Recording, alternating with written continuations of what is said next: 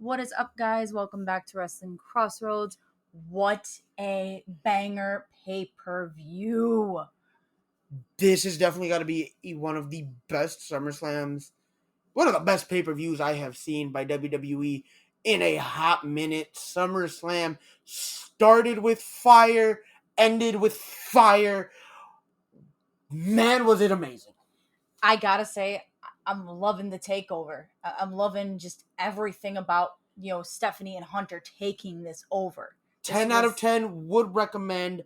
I'm going to say, yes, I agree with you. I love the new regime behind the curtains. Thank you, one and all, for making this happen.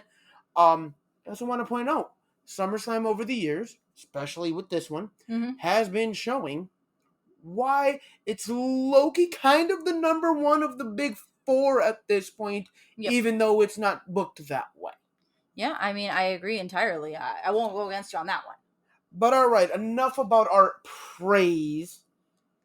Let's jump right into it. Let's jump right into this. All right, so we started off the show with the Raw Women's Championship match. I know we were both kind of surprised as the fact that they opened with this match, but I'm kind of happy with it. Low-key, it really did catch me off guard, but I'm not going to sit here and say that these women didn't deserve that spot, because they definitely set the bar and set your expectations to where they needed to be for the night.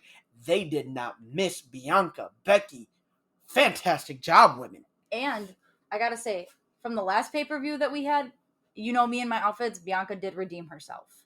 From the last pay-per-view that we had with Bianca, I hated her outfit, and she really did redeem herself there. That's my little input on that. But you and your women's gear.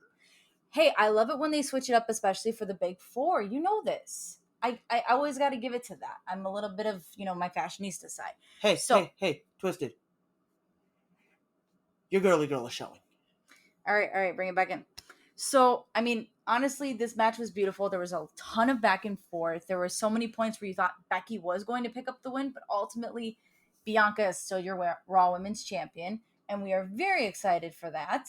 It was a full circle, and I believe Bianca picking up the win, as you said earlier, is picking beautiful. Up the win and ending the feud was absolutely needed. Because it's time to move on from Becky. It's time to move on to What do you think is next in line? I can get to that after I tell everybody this. No. There's a reason for it. After the match, we had not one, not two, but 3 superstars show up to kind of cement their place as a possible next for Bianca's title. We had the return of Bayley, who we haven't seen in over a year. Thank God she is finally healed up from that injury, because this woman division definitely needed her back. We had Dakota Kai, who in a way returned from being released from her contract. I love Corey Graves' comment. There's Dakota Kai. Wait a minute. She's not even under contract. And a call-up for a Miss Io Shirai, who is now Io Sky. Again, not the worst name change we've heard. So honestly, I'd like to see Bayley go for the title. You read my mind. And I'd like to see where this faction that Bayley has kind of started goes. Bayley holding singles gold. There is still no women's tag team champions. Let's put us in a tournament for it. Fuck the tournament. All right. Get them their gold, because all 3 of these women can work. Deserve it. And then after this... Because, the post-Vince McMahon NXT kind of dropped the ball on Dakota Kai and Io Shirai. Oh, totally agreed. But after this, actually, we saw Becky Lynch jump into the ring in a face turn, which was absolutely beautiful to see again. It was needed. It was very much needed. Jesus Christ, I was tired of this the man, big time Bex. The man wasn't necessarily fully heel, though. The man was definitely a heel gimmick. It was a heel gimmick, but it wasn't over as a heel. They loved the man. The man was not booed constantly, and it wasn't necessarily hated. Kind of want the Irish Lass Kicker back if we're going to make her face, because easily one of my favorite gimmicks. Just don't drop the ball on it like they did last time. Irish Lass Kicker was your inaugural SmackDown Women's Champion. Where was the drop the ball? That was the only hype that she got around it. Think about it. Once she lost to Alexa Bliss, there was nothing for her after that. Nothing till she turned into the man. And that was years coming. So there was nothing. I mean, you gotta remember, here's one of the things not a lot of people know, but once they had their WrestleMania match, her, Sasha, and Charlotte, only Charlotte and Sasha got Mattel dolls after that. Becky was completely forgotten. I'm gonna cut you off, because I understand your passion for women's wrestling. Mm-hmm. I'm right there with you. However, we still have a lot to cover, so I'm going to go ahead and cut you off there, and I'm going to jump us right in to match 2 of the night, Logan Paul taking on The Miz. That match told a great story. Logan Paul impressed. Oh, yeah. Impressed. I wouldn't mind seeing him around just a little more, mainly because this man showed he is dedicated enough to learn how to do this the right way. I know during the match you were saying even a mid-card run would be beautiful. I wouldn't be mad at it. Okay. Why don't you take us through some points of the match? Well, let's see. There was the interference by Ciampa, which led to the referee telling him, "Get the fuck out." To which he said, "No, I'm just going to pull up a chair." You heard Styles' music. That insinuated a brawl. Yep. Miz tried some underhanded tactics to no avail. Got put through a table, to one of the announce tables. Beautiful frog splash in that moment. Please go back and rewatch that highlight, because that was beautiful. Not the best in the business, not the best I can say I've ever seen, but for a newcomer, pretty much, it definitely deserves some respect. It does. But picking up the win using the Miz's skull-crushing finale was a Mr. Logan Paul. I know you were really excited, and that just kind of pushed up the bar even more for anything we expected for SummerSlam. Oh yeah, no, that definitely, in my opinion, was easily one of the top moments of the night, because I had really low expectations for Logan Paul versus The Miz. I thought The Miz was going to have to carry him through this match. And that did not happen. No. So you were wrong for once. I hate to admit that I was wrong, but I was wrong. And Logan Paul definitely carried the workload on that one. Oh yeah, that's kind of sad, because I mean, you always comment about how great Miz is in ring. So, I mean, it could just be that, getting up there in time in WWE age and everything like that. You never know. That's fair. So jumping into our next match, we have Bobby Lashley, who put his United States Championship on the line against Theory in, Theory's technical rematch. So halfway through the match, Theory did try to get counted out. He took his Money in the Bank briefcase and was like, "You know what? Peace, I'm out." Started walking away, and Bobby was like, "Get Sean back in the ring, boy. I ain't doing this." Threw him into the barricade a couple times. They got back into the ring. A lot of heavy hits back and forth, which you had commented. Theory ain't going to do much to Bobby. No. We've been said this. In brute strength, Theory, I'm sorry, you ain't taking over Bobby. But ultimately, Theory got put in a hurt lock, and to no surprise, tapped out. No, I'm not going to say that this match was top level. It definitely told the story it needed to tell. It did. It did its job effectively. It was still a really good match without being over the top, and being just a lot of moment like the first 2 matches. Instead of pushing the bars for everything to go above it. I think it gave the fans watching in attendance and us watching at home a lot of room to breathe. And a lot of room to process, like you had said, what we had just watched prior to that. Because now we processed the first 2 matches, processed the return, and now as we are watching this U.S. title match, we are able to actually enjoy it without burning ourselves out. Yeah, with any other big pops. Because I think at that point, had we gotten anything bigger than what we got with Theory, I don't think the rest of the card would have mattered because we would have been so just exhausted. Okay. Why don't you take us into the next one? I know you were really happy about this one. I really was. Mm-hmm. You saw no DQ. Judgment Day versus the Mysterios. Great match. I knew there was going to be some underhanded tactics because, no DQ and you're a heel faction. And you had your extra out there being Rhea Ripley. So yes, you knew some stuff was going to happen. Oh, yeah. Rhea found herself involved. Numerous a few times. Yeah. You saw the, as soon as the bell rang, the straight up brawl insinuated by Priest and Balor. Because, again, they can get away with that. There was no disqualification. Nobody actually had to leave the ring at any point. Yeah. However, I will state this. After opening up the show with a vignette that stated, "I'm coming tonight," we saw the return of WWE Hall of Famer, former world champion, former U.S. champion, former tag team champion with one Mr. Rey Mysterio, the rated R superstar, Edge, came back for revenge, and you knew that's what it was, and that entrance was beautiful, mind-blowing. It was absolutely amazing. Picking up the win, thanks to the assist in Edge's return and kind of evening the odds. Mm-hmm. The Mysterios. Do you think that this feud is now done between the Mysterios and Judgment Day, or do you think Edge jumps in with the Mysterios to continue the feud?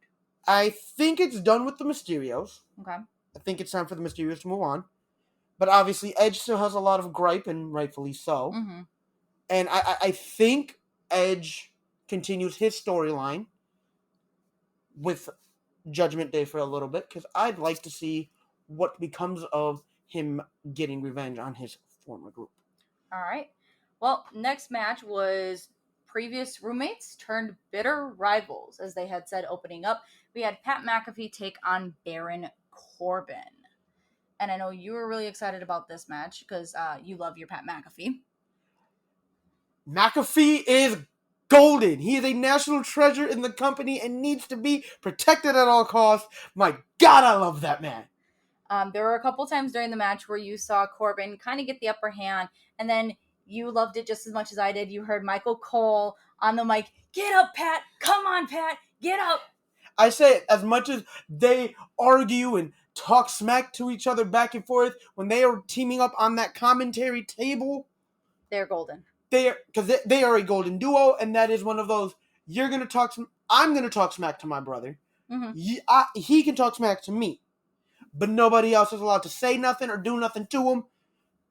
Because that's my brother. That's my brother. Yeah. And that's exactly what that is. I love their chemistry on the table. I love his ability to work in the ring. Yes, I know you were very excited for this.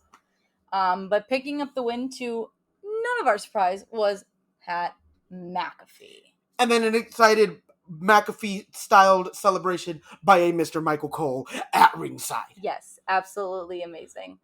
You want to take us in the next one? All right, so the next match we have coming to you in Nashville. Your undisputed tag team titles being defended. Usos versus the Street Profits. Jeff Jarrett being your special guest referee. Not gonna lie, he didn't disappoint as referee. He called it right down the middle. He let both teams know, hey, you mess with me, you tell me how to do my job, and there's gonna be consequences. Yes. He let everybody know, I'm the one in charge. Deal with it, or you can go. Called it right down the middle. Kept everybody in line. No real underhanded tactics. No, really. He was really good about staying on top of all of that. There was a point, though, during the match, and I do want to point this out. I don't know if you were going to get to this. I'm sorry. But that we saw Montez Ford blow up. Oh, Montez Ford lost his cool at probably the worst time in that match that he could have done that. I will say he did take a shot at the people of Nashville, and I think that was just in frustration. I, as a Montez Ford fan, will apologize for what he said. If you don't know, please go back and watch it. I'm not going to repeat that. I don't want to get sued. But he definitely was upset. And the Usos kind of took advantage of that. Oh yeah, definitely took advantage of the emotional state that Montez was in, because honestly, it was his fault. Like that small impact to the ribs that caused maybe about a half second of a delay would have helped them pick up the win. Yep. Walking out, still undisputed tag team champions, representing the bloodline, the Usos. And I had asked you after this because we saw obviously Montez and Dawkins very upset and distraught in the ring. Do you think this is a heel turn? I don't think it's a heel turn. What do you do if you're the Street Profits now? You're right back to the bottom of the line, back at the bottom, having to fight your way to the top, and I don't think there's really any way of getting around that. All right. You've had your chances. You've missed every chance. I want to point out, and Angelo Dawkins has pointed this out a few days ago on Busted Open. Great interview, by the way. The Street Profits continue to have this one blemish on their record.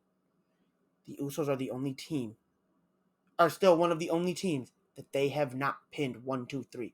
Their only tag team win, which was to qualify for that match back at Money in the Bank, was via countout.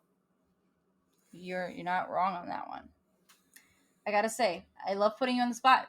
Who's the Usos' next challenger? Viking Raiders. Reason. They got the repackaging that they've needed. They've been out showing why they should have been in the picture for a long time. They haven't been in the picture for a while. As much as I want to say the New Day, it seems like they got their own thing going on, involving Shanky and Jinder.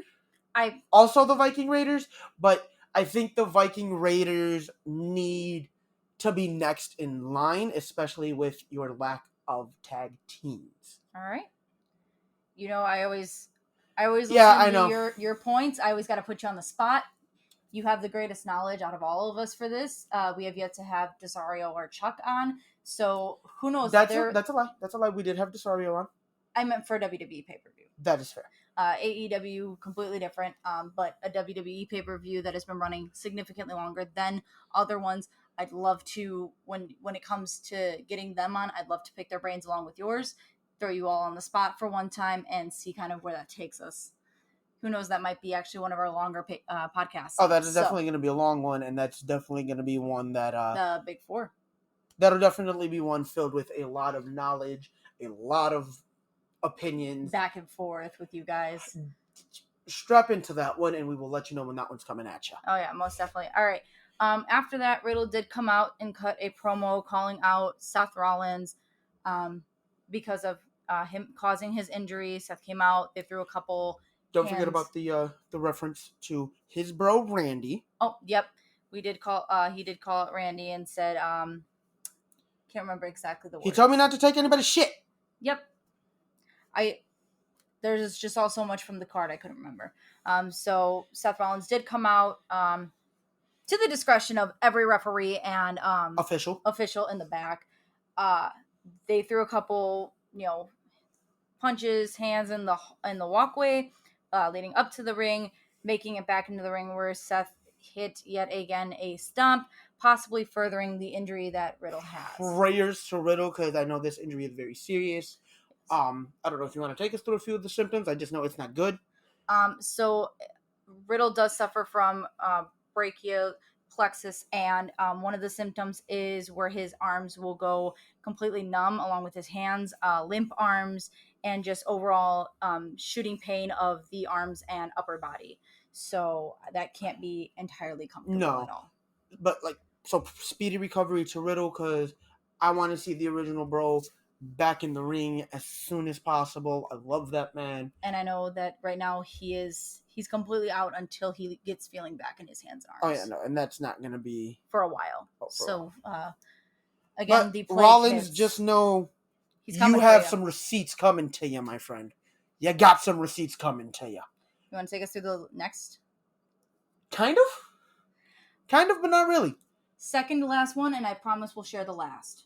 How's that sound? I'm just saying, Alright, so we had Liv Morgan defending her SmackDown Women's title against Ronda Rousey. And here's why I'm not too thrilled about this match. It was pretty damn one-sided. It was. It was not... It told really no story. It helped further nobody at the end of it all. But you also kind of guessed that with this being a Ronda Rousey match that it was going to be entirely one-sided. I was really hoping and praying that it wasn't. I wasn't thinking it was going to be. But besides that, like I said, it told no actual story in the feud. Coming out of that, very controversially, with the win and title intact, Liv Morgan. And here's why I say there was controversy. Mm-hmm. So, Ronda has her armbar locked in. Liv is able to get the shoulders up. Ref is counting 1, 2, we're at about 2.5, and Liv starts to tap. Ref doesn't see it, finishes the 3 count, declaring Liv Morgan the winner. And rightfully so, Ronda Rousey, very pissed off. So we have a Ronda Rousey heel turn. Finally. I've been saying it since day one, she's needed to be a heel the entire time.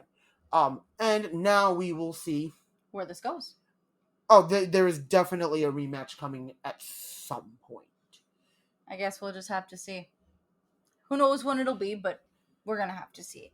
Last match on the card. You ready to share this one? So, I got to get this out there. We talked record-breaking in the beginning. We talked Usos, Reigns, and what their records would be coming out of tonight. Yes. Now, we're talking first evers. So, Okay. I got 3 for you. Okay. First ever in SummerSlam history, there was a last man standing match. Brock Lesnar was in his first ever last man standing match tonight. And when Lesnar won his first WWE championship, it was at SummerSlam against Roman Reigns' cousin, The Rock. They also did bring up a fact, and I don't know how, because Cole has been kind of all over the place with his facts. Mm-hmm.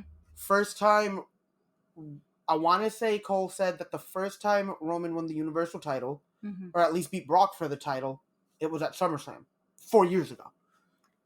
I don't know. Like you said, he's kind of been here and there.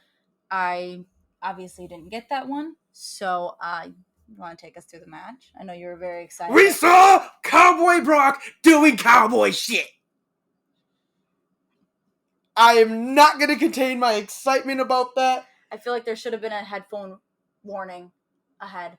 I'm sorry. I'm sorry, people. I'm sorry. But Cowboy Lesnar doing cowboy things. Oh my God. His entrance, beautiful. He came on a tractor. A big red tractor. I know. Great. You were very excited for that. But, hey, why don't you give us our other first ever? Our last one. First ever time somebody rode a tractor and used it during a match ever. I don't think I've ever seen this. I want to point out Corey Graves made a reference to an early 2000s tag team, the Mexicools, and how they used to come riding down to the ring on lawnmowers after they saw Lesnar's tractor. Take us through the match. All right, this match was about as hard-hitting can get. This wasn't a match. This was a fight. Both men were out to murder each other. Their exact words coming down, you can't spell slaughter without laughter. And that's 90% of what Lesnar did through the entrance and most of the match. Because I'm not going to lie, he did have the upper hand for a really good chunk of that match. It wasn't until the interferences that he had upper hand. I mean, and even then, Roman was able to get some stuff going for him. Well, yeah. But it was... I'm talking mostly 9 counts from Lesnar up until the interferences. Yeah, and even then. Because Lesnar would get up on his feet about 7 or 8. Roman was down till about 9, till the interferences came. Yeah, going through that match, Lesnar lifted the ring at one point to With the knock tractor. Roman out of the ring, and that ensued another beginning to a 10 count, which only resulted in a 9. Mm-hmm. Tractor involvement, obviously, because I believe if anybody's gonna lift the ring, it's gonna be a Lesnar, because it's Brock freaking Lesnar. He was the first one of everybody to break the ring, so. Yep, Big Show helped with that one. Yep. So why not him be the first one to lift the ring? But overall, I think it was a pretty decent match for who it was, and under the circumstances that we got the match in. Yes, I do agree. This is a note that please WWE start booking and building people so you have other stars, because this was an emergency Hail Mary to Lesnar. Like, no disrespect to Lesnar, especially because that man could probably throw me 50 feet with ease. Absolute ease. Most definitely. Lesnar was not supposed to be in this position. This match should not have been Lesnar-Roman. This was lack of having anybody with real credibility behind them. You also did see the failed cash-in attempt by Theory, because he never successfully got cashed in. I will point that out. He came out. You heard his music hit after Lesnar kind of laid waste to everybody. The Usos and Heyman through a table. Yes. Just gotta point that out. At that point, it looked like a human car crash, a demolition derby. Everything. It was not pretty because everybody was down. Mm-hmm. So, of course, you hear Theory's music hit. He attacks Roman with the briefcase just for Lesnar to be like, no, you're not doing this. Attacks him and stops him from successfully cashing in. Roman did eventually use the briefcase as a weapon of his own, which was smart. And that didn't keep Brock down. Neither did 2 title shots to the head. Nope, you had to stuff everything that was Carnage on top of him and then yourselves to keep him down. And even then, the referee should have stopped. Oh, yeah, no. During the attack, the referee should have restarted that count at least 4 times as they were attacking and burying the man. But think about what that took to keep Brock Lesnar down. No, I entirely agree, but at the same time, it took the burial of table parts, a few chairs, like 3 people. Yep, I was gonna say, and a Roman Reigns. And I believe the Usos got on top of that pile at some point as well. No, actually, the Usos were coming, and then he finally hit the end of the 10 count. So they're like, no need to help. I mean, again, it took a lot more than they thought. Yeah. But that concludes SummerSlam. And that rivalry, hopefully. Not gonna lie, I don't think a lot of people went home very happy, because a lot of people wanted to see Roman Reigns not hold those titles anymore. Yeah, most definitely. I was kind of going either way. I know we've constantly made points about Theory. I didn't really like the Theory idea. Brock was my main guy to take it out of here, but either way, as long as the titles got off of Roman, I didn't care. But now we are stuck with Roman past Clash at the Castle, and God knows how much longer. Hopefully Drew can be the one praying, Lord, wrestling gods. Triple H. I will tweet you every day if I have to, man. Dethrone Roman already. It's been like 2 years. Yeah, it's been 2 years. We're done with this. We need something different. So before we get off, we will be coming at you a couple of times in the next 2 months.